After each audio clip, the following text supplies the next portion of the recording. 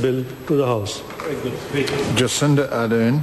Mr. Speaker, I'm pleased to stand and speak on the third reading of this bill, and I have been lucky enough to have the opportunity to give a contribution several times through the passage of this bill, which has changed a little since it was first introduced to this House. Labor, however, still supports the bills now as they are in their totality. But I do think it is important to point out that the government hasn't always supported this bill, which it is now ushering through the House.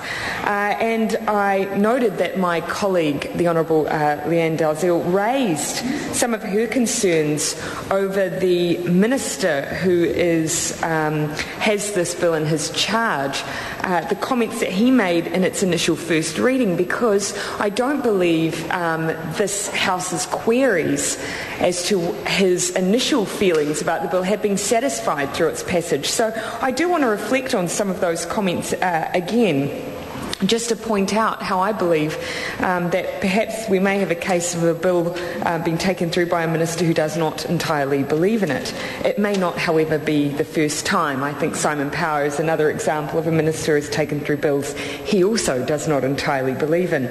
But Chris Finlayson, during the first reading of this bill, stated, "The National Party approach is to do it subtly but do it effectively. But the Labour Party approach is illustrated by this foolish legislation.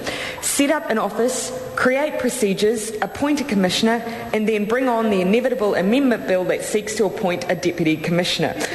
That was a good question, Moana. That was a statement by Chris Finlayson, the minister who is now taking this very bill through the House. And I did find it somewhat ironic that in the process of taking this bill through, he split it into three and added in a couple of layers along the way, just for good measure and just to add an extra layer of contradiction to his words. He also stated that, and quote, "In 2004, National opposed the substantive legislation." So not only did he oppose the amendment, but he opposed the primary legislation. "We said that it was an unwarranted attack on judicial independence and that it would encourage ineffective and stupid complaints. In fact, that it would encourage a culture of complaints." Now I have to say, I find those words not only interesting, Moana, but I find them concerning.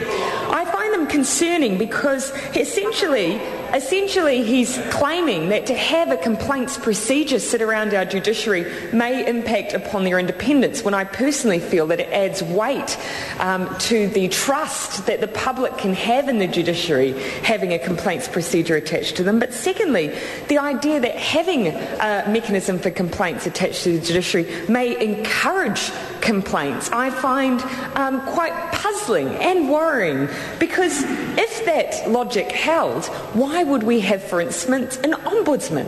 An ombudsman attached to the House of Parliament, the Police Complaints Authority. It is there in the title, the Police Complaints Authority. I'm not sure that its existence in and of itself encourages complaints. I think that there are legitimate complaints that go to that authority, and it's important that it exists. And likewise with this body too. My colleague noted that she thought they were the comments of a true list MP. Personally, I think they're just the comments of a cynical MP. Being a list MP myself, I would like to think that I can see the need for that particular body, indeed. He did, of course, as well go on to say that, of course, judges can be rude, grumpy or discourteous. In many cases, one can hardly blame them, given the quality of submissions. But he does go on to say that if a judge barks at us, do we have to run off to some judicial complaints body? Again, I think we've seen enough complaints coming through this body now to justify its existence. Now, granted, there are some frivolous claims in there, but I would not want to see those frivolous claims become the reason for not having the body altogether, which, as I've already pointed out, I think gives the New Zealand public an extra layer of comfort that they have an independent and a very professional judicial system in New Zealand.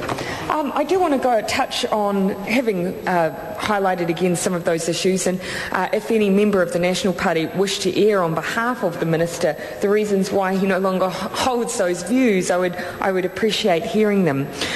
I'd like to touch on, though, some key elements of the bill and a couple of the key changes that have been made during the committee stages and the final stages in this bill's passage.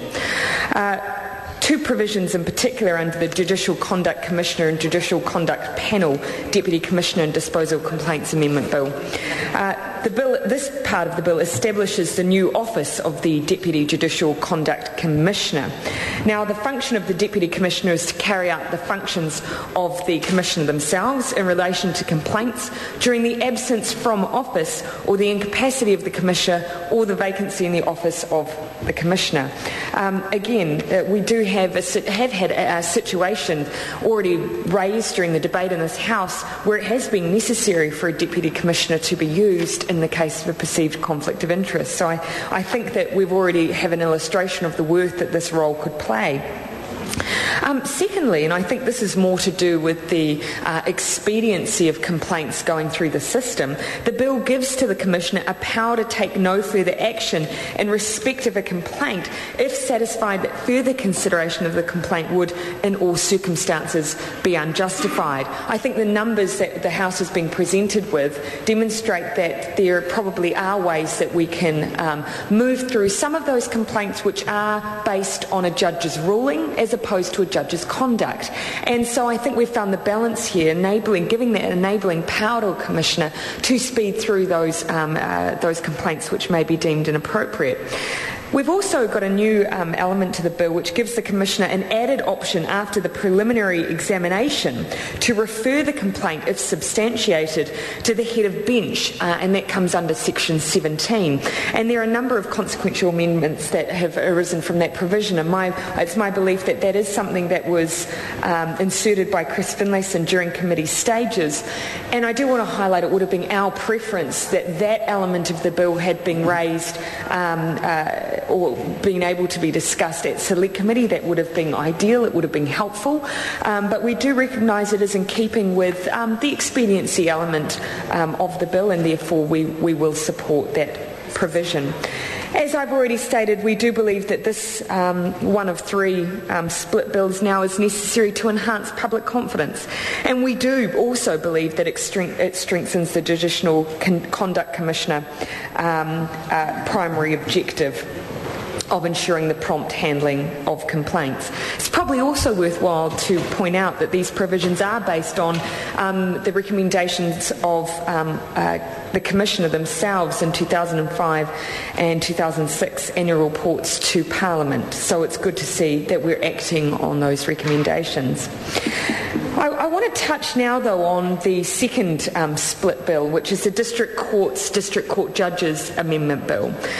This was the subject of some discussion during committee stages. It increases from 140 to 156 the maximum number of District Court judges, and that's an amendment, of course, under Section 5(2) of the District Courts Act 1947. Now, I can see why Mr Finlayson has put this amendment forward. In his first reading speeches, he did talk about the need, instead of this bill, he talked about the need to bring greater efficiencies and improve the general judicial system in New Zealand. Now, I can only assume that this is part of his plan in that regard. But again, whilst we do not have a problem with increasing the number of district court judges, it would have been our preference that this constitutional matter have gone to Select Committee. And I do, because not necessarily will an increase in judges lead to an increase in productivity if that is the ultimate aim.